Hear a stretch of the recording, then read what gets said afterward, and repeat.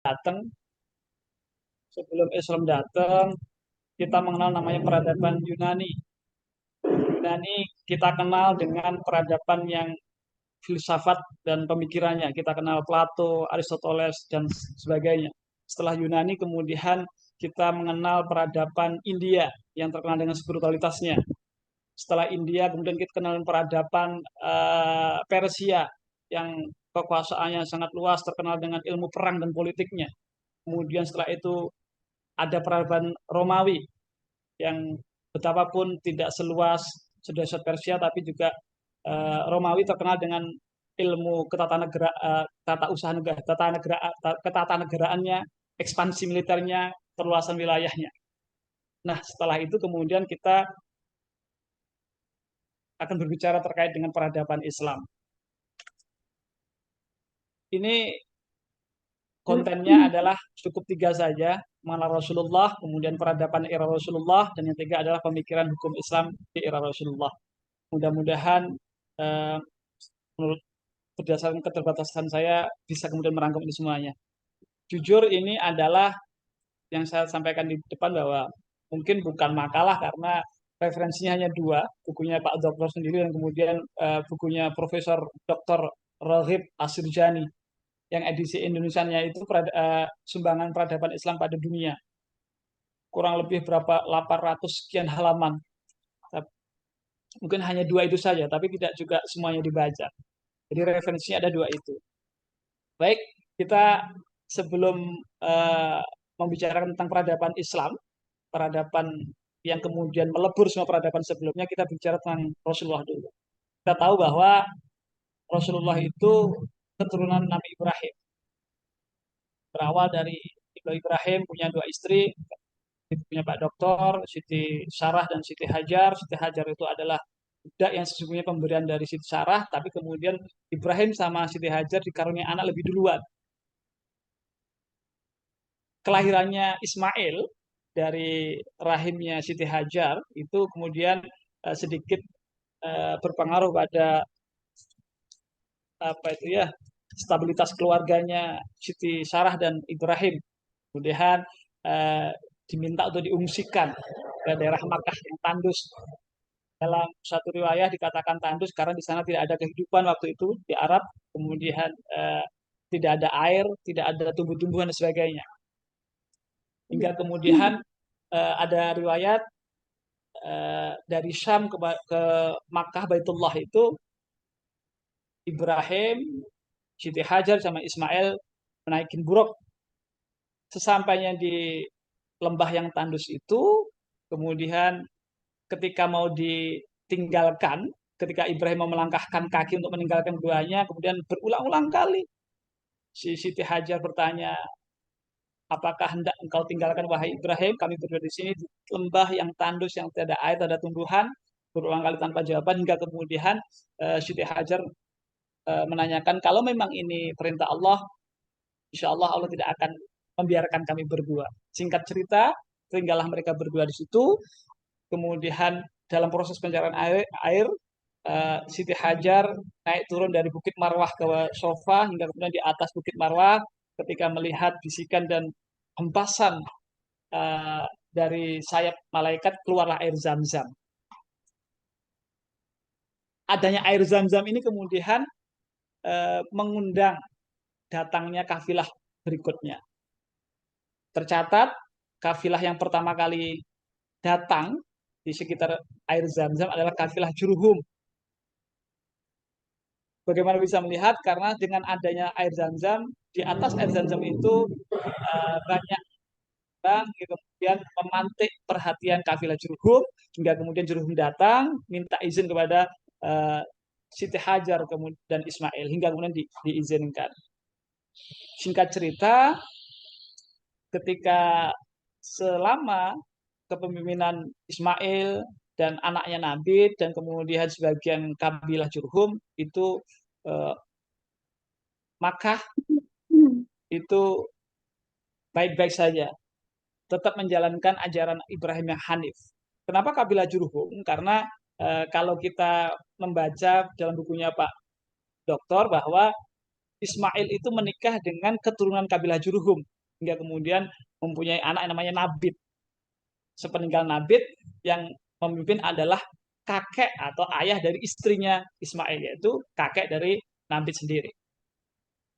Tapi lama-kelamaan karena kabilah Jurhum ini semakin memperluaskan wilayah ekspansinya, tapi kemudian terlena. Terlena ya kemudian diingatkan pun tidak menggubrisnya. Akhirnya ada namanya kabilah Kuzamah yang dari Yaman. Yang kabilah Kuzamah itu juga eh, dia terpaksa meninggalkan wilayahnya karena ada banjir bandang yang akibat dari perbuatan yang menyimpang tadi itu. Ketika kabilah Kuzama ini minta izin kepada kabilah Jurhum untuk tinggal di sekitar Makkah, tidak diperbolehkan hingga kemudian satu-satunya adalah diperangi. Hingga kemudian kalah itu kabilah Jurhum diusir dan kabilah Kuzama hanya mengizinkan keturunan Ismail dan Ibrahim atau Ismail. Ketika kepemimpinan kabilah Kuzana, Kuzana, Mekah tidak lebih baik, justru kemudian disinilah era jahiliyah dimulai karena semakin meninggalkan ajaran Ibrahim yang Hanif, justru mereka meletakkan berhala yang kurang lebih 360 berhala, yang paling besar adalah Lata, Uzza, dan Hubal. Mereka kemudian jadi animisme. Nah, ketika puncak-puncaknya era jahiliyah ini, banyak sebenarnya pendeta-pendeta atau rahib-rahib dari Yahudi Nasrani yang kemudian mengharapkan lahirnya seorang nabi terakhir yang telah disebut-sebut dalam kitab Taurat dan Injil. Hingga kemudian karena penasaran mereka dan kelahiran nabi terakhir, banyak kaum Yahudi bahkan tinggal di sekitar kota Yasrib atau Madinah sekarang untuk kemudian menyaksikan nabi terakhir yang akan lahir. Hingga kemudian suatu malam di hari Senin 12 Rabiul Awal tahun Gajah itu lahirlah Muhammad. Tapi ini tidak sesuai ekspektasi Yahudi karena ternyata Muhammad itu lahir dari Bani Quraisy, bukan Bani Yahudi. Ada suatu kisah cerita bahwa ada seorang Yahudi bertanya, siapa malam ini yang anak yang lahir? Orang Quraisy pada tidak tahu.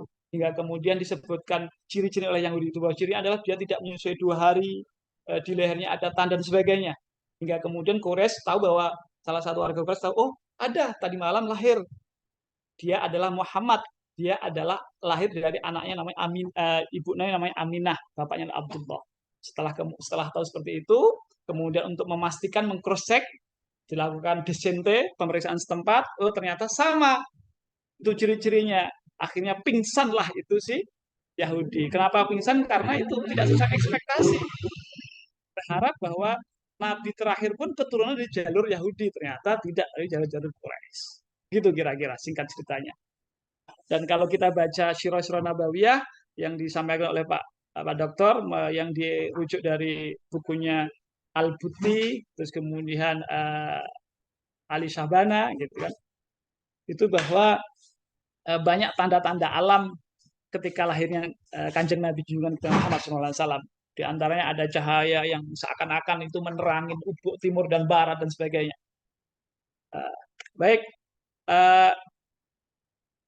kalau kita lihat nasabnya junjungan kita itu adalah ya ini. Kalau dari yang sebelah sini adalah jalur ayah, sebelah sini adalah jalur ibu. Jadi ayah dan ibunya itu ketemu di kilap di sini. Nabi Muhammad, bapaknya Abdullah, Abdul Muthalib, Hashim, Abdul Manaf, Qusay, Kilab, Murrah, Ka'ab, Lu'ay, Ghalib, Fihr, Uzaimah, Kinanah, Nadir, Malik, Mudrikah, Ilyas, Mudhar, Nizar, Ma'ad, Adnan. Ini yang saya ambil dari yang saya pernah baca gitu, saya lihat gitu. Tapi kalau di dalam bukunya Pak Doktor itu bahwa masih setelah Adnan ini ada, karena ada Nabit. Nah, yang saya garisin, yang saya tulis hitam, Adnan setelah Adnan adalah Udat, Mukawim, Nahur, terus lupa ini siapa ini, Tairoh, terus kemudian Ya'rub, Yasjub, Nabit, Ismail, baru kemudian Ibrahim. Ditambah di sini yang sini. Nah, Kalau Aminah adalah Aminah, Wahab, Abdul Manaf, Zuhra, dan Bani Kilab. Jadi intinya nasabnya bapak dan ibunya Kanjeng Nabi itu ketemu di Kilab di sini. Nabi Muhammad ketika kandungan usia 2 bulan, Abdullah meninggal. Ketika umur kurang lebih 2 tahun, ibunya meninggal. Ketika umur ya 5 tahun, 6 tahun meninggal, pamannya meninggal. Kemudian hingga akhirnya kemudian di sama Abdullah Abu Talib ya. Baik. Kemudian kita menginjak pada kenabian Muhammad SAW dan dakwah Rasulullah. Kita tahu bahwa uh, usia kenabian Rasulullah itu dimulai ketika di usia 40 tahun. Berawal dari beliau yang sering mendapatkan mimpi untuk kemudian uh, mimpi didatangi untuk kemudian mimpi berbentuk cahaya gitu ya, seperti cahaya ufuk begitu. Kemudian uh, beliau sering kemudian berkholwat, sering menepi di Gua Hiro. Waktu itu ketika beliau usia 40 tahun. Dan di sanalah kemudian eh, dikatakan, diriwayatkan bahwa Nabi Muhammad mendapatkan wahyu yang pertama. Ketika eh, beliau ketika berkholwat, kemudian beliau dipeluk oleh, disuruh baca oleh Jibril, Iqra, Iqra sampai 3 kali, kemudian beliau tidak bisa, saya tidak bisa baca, Iqra. Tidak bisa baca sampai 3 kali, hingga kemudian dipeluk sama Jibril, sama Jibril, kemudian baca surat Iqra ayat 1 sampai 5, Iqra bismillahirrahmanirrahim khalaq. Tetapi sesampainya dari menerima wahyu pertama, beliau kemudian ketakutan, pulang berselimut, kemudian bergemetar, hingga kemudian Siti Khadijah menilainya sudah sakit, hingga kemudian dibawa kepada pamannya yang juga bisa membaca begitu. Dan hingga akhirnya kemudian disampaikan bahwa Muhammad ini adalah ini wahyu gitu. Karena yang mendatangi ini adalah malaikat Jibril gitu. Nah, kemudian dikasih amanat untuk kemudian berhati-hati terhadap keselamatannya itu. Baik, setelah kemudian Rasulullah sadar bahwa itu adalah wahyu, nah kemudian Rasulullah mulai melakukan dakwah secara siri. Dakwah yang siri itu pertama kali pada istrinya, pada keluarganya, kemudian sahabat-sahabatnya, keluarga terdekatnya. Dalam suatu riwayat disampaikan kurang lebih 130 as-sabiqun al-awwalun. Dakwah siri ini berlangsung selama 3 tahun. Setelah kemudian selama 3 tahun ternyata diterima walaupun tidak seberapa banyak, ini seakan menjadikan semangat oleh Nabi, kemudian melakukan dakwah secara jahriyah, secara terang-terangan, sampai kemudian Nabi berdiri di Gunung Sofa itu, di Sofa, kemudian beliau berpidato terhadap orang-orang ketika Mekah itu, ketika berhaji itu, untuk kemudian memeluk agama Islam. Nah, dakwah secara terang-terangan Nabi ini kemudian membuat khawatir kepala Quraisy, Abu Jahal, Abu Lahab. Ya, kemudian mereka melakukan penentangan, penolakan, ancaman, teror, fitnah dan sebagainya. Diceritakan bahkan Bilal bin Rabah aja sampai kemudian dia dituding batu dalam sahara yang panas untuk kemudian mengakui bahwa Islam tidak benar. Tapi karena imannya sudah dikuatkan, kemudian Bilal tetap kemudian Islam sampai kemudian tidak terpengaruh oleh ancaman-ancaman ini. Maaf. Makin lama makin banyak pengikutnya Nabi, hingga kemudian Nabi ada kabilah yang datang ketika musim haji, datang yang sebanyak berapa, 6 orang itu didakwahin. Tapi ancaman penolakan ini itu karena dikhawatirkan mengancam keselamatan pengikutnya, kemudian Nabi memerintahkan kepada para Muslim, para umat Islam untuk kemudian berhijrah kepada Hafsah. Kepada Hafsah itu karena dia raja, walaupun rajanya Najusi, dia tidak pernah berbuat zalim terhadap rakyatnya. kaum Quraisy kafir sesungguhnya juga tetap melakukan penolakan, melakukan upaya untuk membumi hanguskan, menghalangi dakwahnya Nabi dengan cara kemudian mengirimkan utusan kepada Raja Najasyi untuk kemudian menolak, mengembalikan kembali itu eh, umat-umat Muslim yang hijrah kepada Habasah. Tapi itu tidak mempan hingga kemudian dengan cara yang agak sedikit keras, kaum Quraisy melakukan embargo terhadap keluarga Nabi, Bani Abdul Muthalib dan sebagainya selama 2-3 tahun. Tapi tertolong dengan kemudian Sohifah yang tertulis dalam dinding Ka'bah yang termakan oleh rakyat.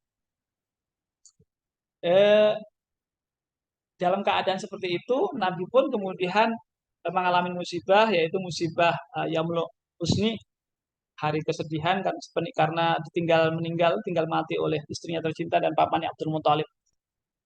Dikala sedih itu kemudian Allah hadiahkan, menarik Nabi Muhammad untuk melakukan perjalanan Isra Mi'raj, kemudian ada perintah sholat. Dengan adanya Isra Mi'raj itu kemudian semakin membuat semangat Nabi tinggi untuk berdakwah. Kemudian ada namanya peristiwa Baiat Aqobah, orang Madinah yang dia datang ke Makkah, jadi didakwahi untuk melawat Islam. Ada Baiat 1 Aqobah 1, Aqobah 2. Dengan adanya ini didengar oleh kaum Quraisy, semakin kemudian kaum Quraisy semakin melakukan perlawanan yang agak frontal, kemudian ingin membunuh Nabi, hingga kemudian Nabi hijrah ke Madinah. Di Madinah inilah kemudian peradaban semakin mulai bersinar dengan adanya Nabi dan kaum muslimin. Baik, yang kedua adalah terkait dengan peradaban era Rasulullah. Sebelum kita membicarakan tentang peradaban, kita harus tahu dulu bahwa peradaban itu apa. Menurut Profesor Dr. Raghib Asrijani dalam bukunya itu, bahwa peradaban adalah kekuatan manusia untuk mendirikan hubungan yang seimbang dengan Tuhannya, hubungan dengan manusia yang hidup bersama mereka, dengan manusia yang hidup bersama mereka dengan lingkungan pertumbuhan dan perkembangannya. Jadi peradaban adalah jalinan manusia dengan Tuhan dan dengan lingkungan sekitar. Definisi ini diperoleh dari profesor dari banyaknya definisi yang berbeda-beda.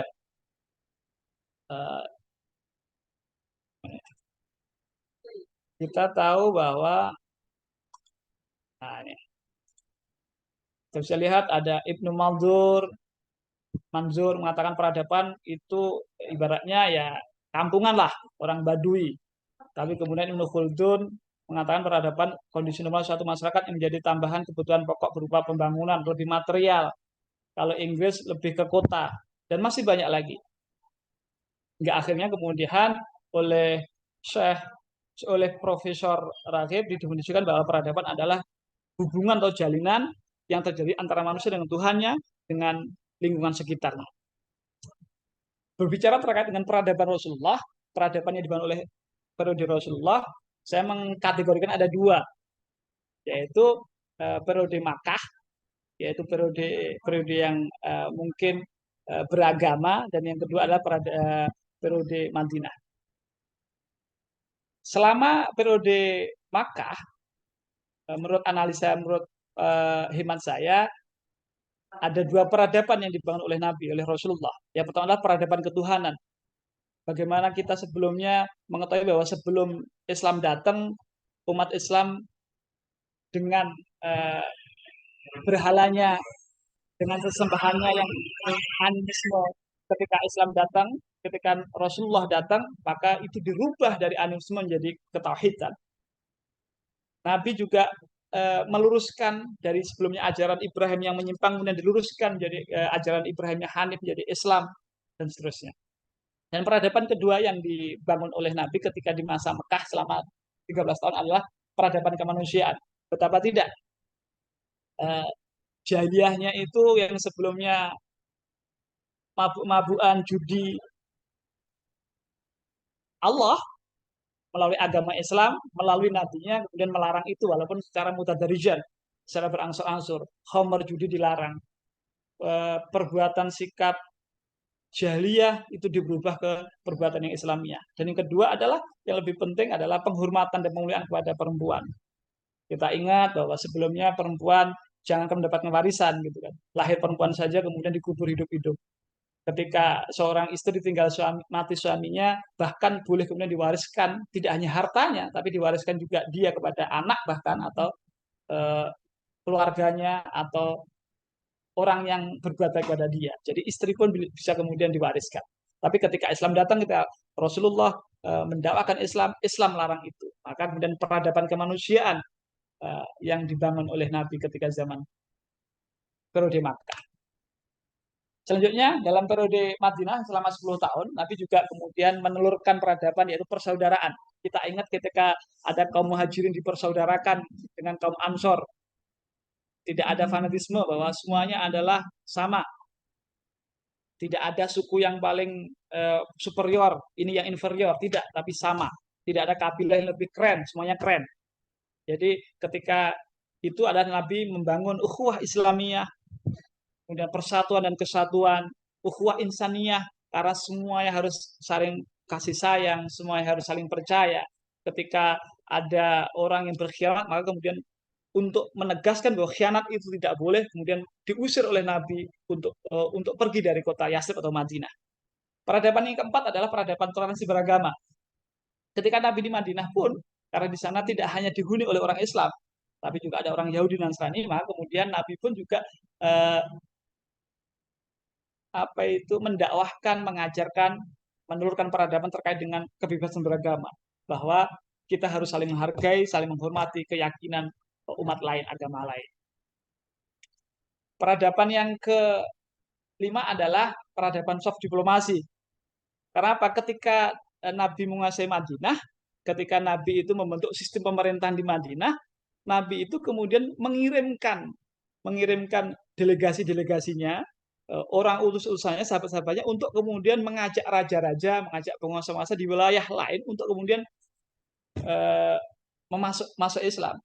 Bahwa benar memang ada yang masuk, ada bahkan yang tidak sampai kemudian membunuh itu utusan. Tapi ini membuktikan bahwa pendekatan dalam dakwah Islam itu betul-betul la ikraha fiddin, bahwa Islam itu tidak kemudian ketika berdakwah harus berperang dulu, tidak gitu. Berperang adalah untuk pertahanan. Berdakwahnya Islam dengan soft, dengan uh, ayo Islam dulu gitu.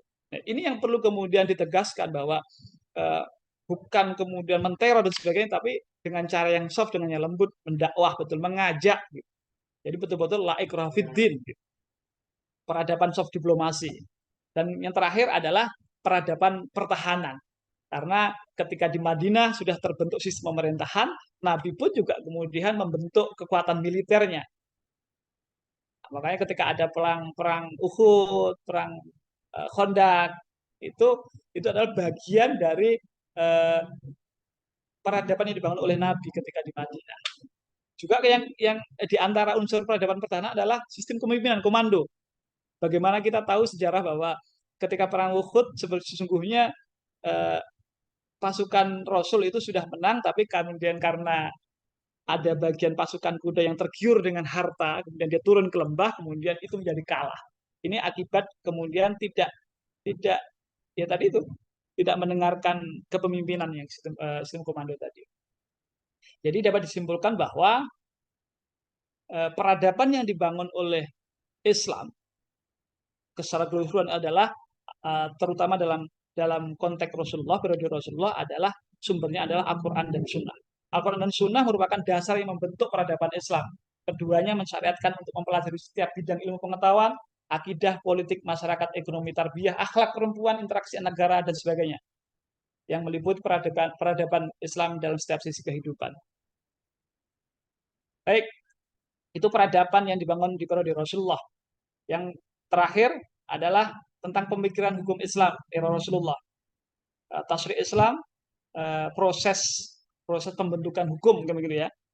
Jadi lagi-lagi karena Nabi itu berdakwah selama 23 tahun, ada fase Makkah, ada fase Madinah, Makkah 13 tahun, Madinah 10 tahun, maka tidak bisa dilepaskan dari itu. Maka ada ayat Madaniyah, ada ayat Makkiyah. Tapi betapapun itu Rasulullah sebagai musyarek yang menetapkan syariat atas wahyu yang diterima. Rasulullah punya otoritas untuk menafsirkan wahyu, untuk menafsirkan Al-Quran. Kalau dalam bahasanya Pak Dokter adalah Sultanus Tasriyah.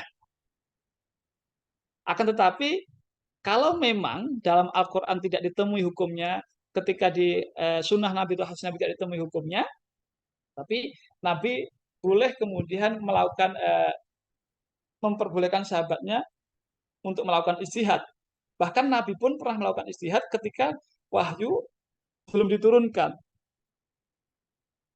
Maka jadi sumber hukumnya selain tadi Al-Quran, As-Sunnah, istihad Rasul, dan istihad sahabat dengan legasi ikrar.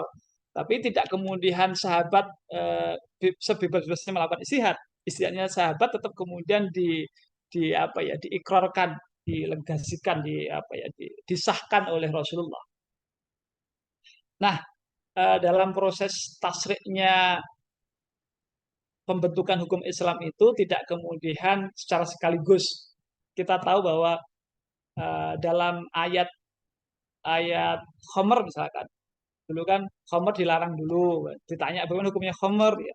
Khomer itu dibilang bahwa ayatnya ya dia baik, tapi banyak tidak baiknya, tapi tetap kemudian ada sebagian umat yang tetap meminumnya, gitu kan.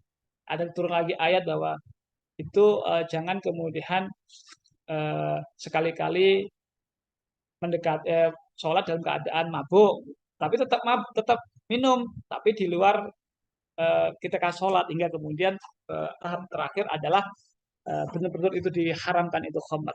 Jadi pembentukan hukum dalam Islam prosesnya adalah pertama adalah tadarus. Tadarus itu adalah berangsur-angsur. Yang kedua adalah taklil minat taknin. Jadi sedikit demi sedikit, tidak langsung kemudian banyak tapi sedikit-sedikit. Dan yang ketiga adalah lebih memudahkan. Dan yang keempat adalah uh, berbasis maslahat mursalah. Sekali lagi bahwa sumber hukum ketika dalam tasrih Islami periode Rasulullah adalah Al-Quran, kemudian Al-Hadis dan Sunnah, dan yang ketiga adalah istihad Nabi sendiri ketika belum ada wahyu, dan yang terakhir adalah istihad sahabat, tapi dengan catatan harus diikrarkan, disahkan oleh Nabi.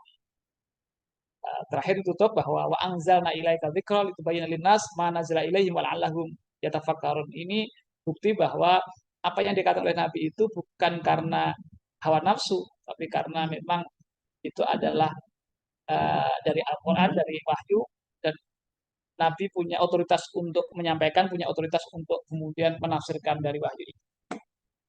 Terima kasih. Pasti banyak kurangnya, mohon maaf.